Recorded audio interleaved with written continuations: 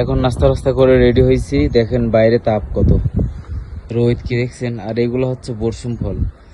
যে খালি হাতে এই ফলে হাত দিছে সে বুঝতে পারছে এই ফল কত ভয়ঙ্কর।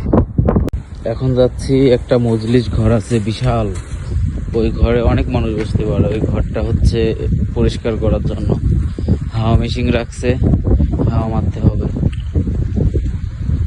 এই তো হইলো অবস্থা ভাই। কালকে এই ফুল গাছগুলো লাগাইছি।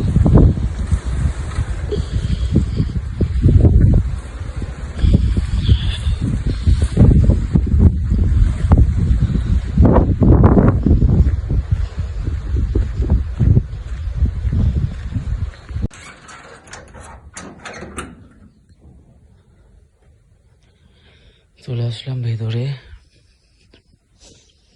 এখন পরিষ্কার করতে হবে।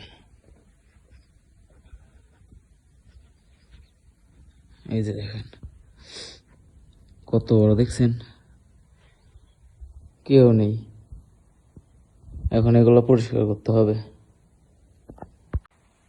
এই যে দেখেন ডেগার, এটা হচ্ছে আরবের ঐতিহ্যবাহী একটা জিনিস, বংশের ঐতিহ্য। আগে আরবরা তো এরকম ছুরি নিয়েই যুদ্ধ করতো। এই যে দেখেন ছুরিতে কিন্তু ধার আছে, বোঝা যাচ্ছে না।